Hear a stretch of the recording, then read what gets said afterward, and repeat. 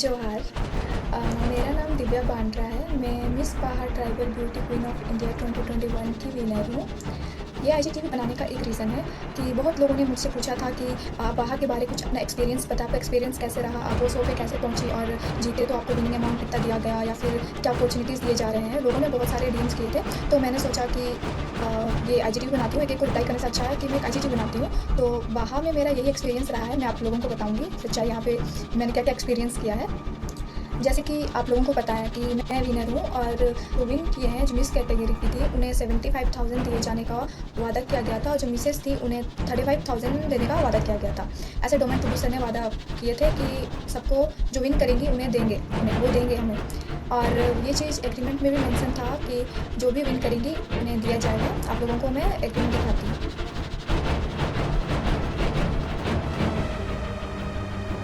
ये उस टाइम का एग्रीमेंट है जब हम लोग का ऑडिशन हुआ, हम लोग सिलेक्ट होकर आगे आए तो उन्होंने 35 गर्ल्स को सिलेक्ट किया।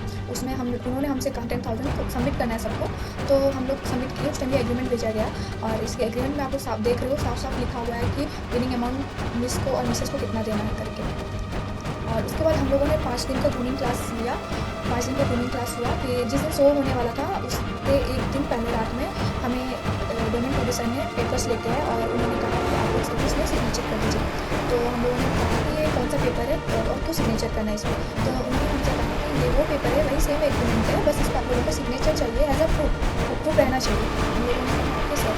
देन उन्होंने एक बात उस टाइम की कि अगर इस पर आप लोग सिग्नेचर नहीं करोगे तो कल के शो पे आप लोग पार्टिसिपेट नहीं कर पाओगे और आपको मनी वापस रिफंड भी नहीं होगा। तो ऐसे सिचुएशन था हम लोगों के पास कि ना सिग्नेचर नहीं करेंगे तो कल का शो में हम लोग पार्टिसिपेट नहीं कर पाएंगे और इवन हम लोग जितना 10,000 दे के आए हैं वो हमें वापस रिफंड भी नहीं होगा। इवन पेरेंट्स तक को कॉल करने का टाइम नहीं दिया गया। देन उसके बाद हम लोगों ने सिग्नेचर किया। तो बहुत सारी गर्ल्स थी जिन्हें पता नहीं था कि उस चीज़ वो एग्रीमेंट पेपर में चेंज किया गया है, उसमें विनिंग अमाउंट हटा दिया गया है।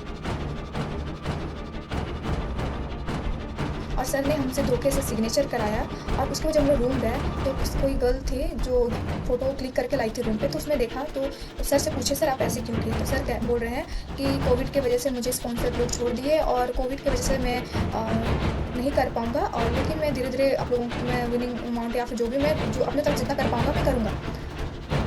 तो हर चीज़ इतने प्रोफेशनल वे में करते हैं तो एक काम नहीं कर सकते थे वो कि एक मीटिंग अरेंज करते और सारी गर्ल्स को बताते कि मेरा ये प्रॉब्लम है, मैं आप लोगों को नहीं दे पाऊँगा। और उस समय इतना भी नहीं समझे और हम लोगों को बोलते कि आप लोग सिग्नेचर नहीं करोगे तो शो नहीं कर पाओगे, रिफंड भी नहीं होगा 10,000। हम लोग भी तो कोविड के टाइम ही पैसे दिए थे 10,000। वो तो बोल रहे हैं कोविड का इशू बना रहे हैं, तो इतना ही इशू है कोविड का तो शो ही क्यों कराए, शो नहीं कराना चाहिए था उनको उस टाइम पर। फिर उन्होंने एग्रीमेंट पे ऐसे सिग्नेचर कराया, ना पेरेंट्स तक को कॉल करने का टाइम दिया, ना कुछ हमसे सिग्नेचर कराया। बहुत सी गर्ल्स को तो अभी तक भी पता नहीं है उसमें हटाया क्या गया था। देन उनको लगता है कि विनिंग अमाउंट बहुत छोटी बात है या फिर क्या समझते पता नहीं, बट हम लोगों के लिए बहुत बड़ी बात है। तो कहीं ना कहीं हर गर्ल सोच के आई थी कि चलो मैं जीतूँगी तो 75,000 मुझे मिलेगा, उससे मैं कुछ ना कुछ करूँगी, लेकिन वो तो देने से ही इनकार करती है। हमेशा बोलते हैं कि कोविड है मैं नहीं दे पाऊँगा, ये स्पॉन्सर लोग छोड़ दिए थे। एक ही था तो सॉल्यूशन, 5 दिन थे, स्टार्टिंग में भी बता सकते थे ये बात, तो उस टाइम हम लोग सोचते कि क्या करना चाहिए क्या नहीं करना चाहिए। लेकिन वो दिमाग से मतलब प्लानिंग कर रहे थे कि मैं ऐसे दिन बोलूँगा जिस दिन और ऐसे बोलूँगा कि जिस दिन गर्ल्स लोग ना पीछे जा पाए ना आगे जा पाए, ये करूँगा सोच के उन्होंने उस दिन लास्ट दिन हम लोगों से सिग्नेचर कराया। जब मेरे पेरेंट्स ने उन्हें कॉल करके कहा कि विनिंग अमाउंट कब दोगे, जब 4 महीने बीत चुके थे उसके बाद, तो वो मेरे पेरेंट्स को बोला मैं तो गर्ल्स लोग को बता चुका था कि मैं विनिंग अमाउंट नहीं दे पाऊँगा। लेकिन ये बात बहुत बाद में बोले भी नहीं, बस एज़ अ बात में बोल दिए कि स्पॉन्सर लोग छोड़ दिए, कोविड का इशू बना दिए थे। तो फिर मेरे पेरेंट्स बोले ऐसे कैसे, जब एग्रीमेंट में मेंशन था और अचानक से चेंज करोगे, वो भी पेरेंट्स को भी नहीं पता ये बात। तो उन्होंने कहने लगा मैं तो गर्ल्स लोग को रिवाइज़ करा दिया हूँ और काट दिए कॉल और मेरे पेरेंट्स का नंबर ब्लॉक कर दिए। मैंने बहुत कॉल किया, मेरा कॉल भी नहीं उठाया।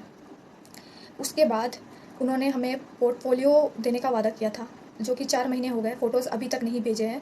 हम लोग इतने ग्रुप में मैसेजेस किए कि सर कब भेजोगे आप फ़ोटोज़, इतने दिन हो गए हैं। तो वो बस एक ही चीज़ बोलते हैं कि मैं कल परसों में भेज दूँगा। हम लोग इंतज़ार करते कल परसों, उसके बाद बोलते हैं कि हाँ मैं भेज रहा हूँ, थोड़ा दिन इंतज़ार करो। ऐसा-ऐसा करते-करते 4 महीने हो गए लेकिन अभी तक नहीं दिए हैं फ़ोटोज़।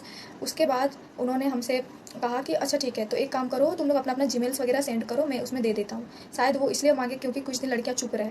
फिर हम लोगों ने जीमेल्स वगैरह सेंड किए, फिर 2-3 दिन वेट किए, फिर भी फ़ोटोज़ नहीं आया। फिर उन्होंने कहा कि फ़ोटोग्राफ़र के घर में 3 लोगों का डेथ हो गया है कोविड की वजह से। ये रियलिटी है या झूठ है पता नहीं, वो सच बोल रहे हैं, झूठ बोल रहे हैं, वो उन्हीं को पता है। देन उसके बाद एक सबसे बड़ी बात, जब शो वगैरह सब ख़त्म हो गया, तो उनकी जो को-होस्ट है लक्ष्मी मांडे, उन्होंने मुझे कॉल करके बोला, "आपको बोल्ड शूट करना है।"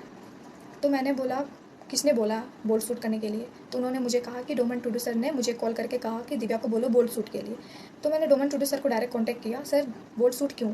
तो उन्होंने मुझे कहा कि मैंने तो कोई बोल्ड शूट के बारे में बोला नहीं। तो मैंने बोला कि लक्ष्मी तो मुझे आके बताई। तो लक्ष्मी बोल रही है कि तुम डोमन सर को क्यों बताई?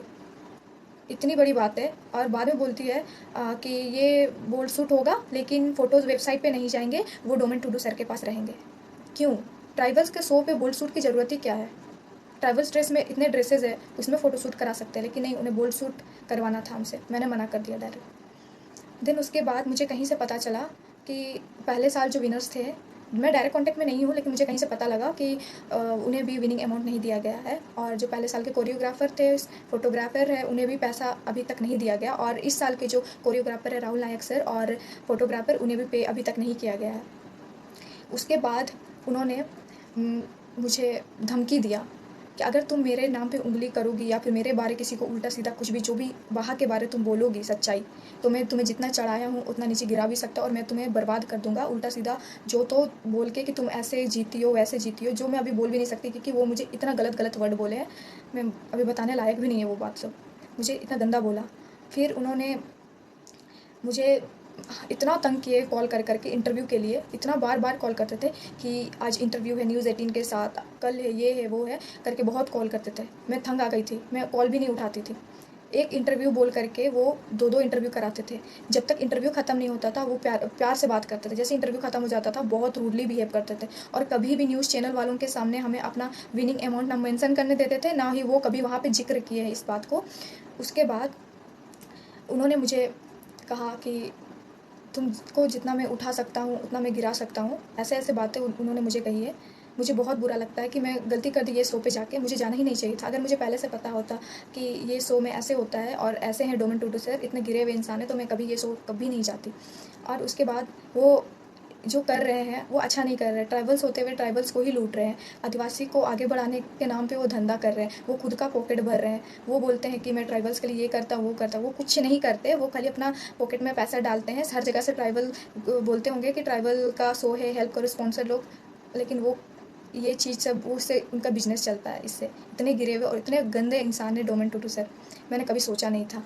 और वो हर साल हर इंसान को वो धोखा देता है। मैं ये आईजीटीवी इसलिए बनाई हूँ क्योंकि मैं नहीं चाहती कि जो पिछले साल की गर्ल्स क्यों नहीं आगे आई, क्यों नहीं बोली, मुझे पता नहीं, लेकिन मुझे एकदम अच्छा नहीं लगा। अगर मैं आज नहीं बोलूँगी तो फिर वो ये शो फिर चलाएँगे, फिर उसके बाद और आगे जितनी गर्ल्स हमारे से इंस्पायर होके आगे जाएँगी, उन्हें भी ऐसे ही बेवकूफ़ बनाया जाएगा। इसलिए मैं बाहर के बारे सच्चाई लाना चाहती थी। इसलिए ये वीडियो मैं बना रही हूँ ताकि मतलब देखने के लिए कि डोमेन टूडू जैसे इंसान लोग बहुत हैं इस दुनिया में। अगर कोई भी शोज़ वगैरह या कुछ भी करने जाते हो तो पहले उस चीज़ के बारे डिटेल्स पता कर लीजिए आप, उसके बाद ही वो शो में जाइए। हम लोग भी अगर पता करके आए होते तो हम भी बेवकूफ़ नहीं बनते, लेकिन हमें पता नहीं था। हम लोगों को लगा ट्राइबल्स का शो है, चलो तो खुशी का बात है, चलो कोई तो है ट्राइबल्स को आगे बढ़ाने के लिए इतना ये कर रहा है, लेकिन हम लोगों को पता नहीं था कि ये इंसान ट्राइबल्स के नाम पे धंधा करते हैं। लेकिन अभी पता चला, अभी इतना ख़राब लगता है सोच के कि मुझे अकेले ख़राब नहीं लगता, जितनी भी गर्ल्स गई थी उन वो लोग सब कहती है कि क्यों हम लोग ये शो पे गए, क्यों अपना मनी वेस्ट किए वहाँ जाके, वही मनी अगर कहीं जगह इन्वेस्ट करते तो चलो आज कुछ और होता, लेकिन नहीं, हम लोगों को इतना गंदा तरीका से उल्लू बनाया गया, बेवकूफ़ बनाया गया। और डोमन सर जो जैसे है ना, वो ऐसे है नहीं, बहुत गंदे इंसान है। तो मैं यही वहाँ के बारे सच्चाई लाना चाहती थी कि वहाँ वो ट्राइबल्स को बढ़ाने के लिए नहीं है, वो बस अपना कमाई करते हैं, बिजनेस चलाते हैं, ठगी करते हैं। और लास्ट में यही बोलूँगी कि अगर ये बाह बंद हो जाए तो यही सबसे अच्छा है, क्योंकि ऐसे शो का क्या ज़रूरी जहाँ पे ट्राइबल्स आगे नहीं जा रहे, वो खुद का अपना निजी पर्सनल बिजनेस चला रहे इसको लेके। अगर वो सही से इस काम को करते तो हम लोग भी कितना उनको सपोर्ट करते हैं, लेकिन नहीं, वो सही से कुछ काम नहीं कर रहे हैं, वो तो उल्टा खुद आदिवासियों को लूट रहे हैं। इसलिए मैं ये वीडियो बनाई ताकि सबको वहाँ का सच्चाई पता चले और कोई भी लड़की हमारे तरह आगे बेवकूफ़ ना बने। जोहार।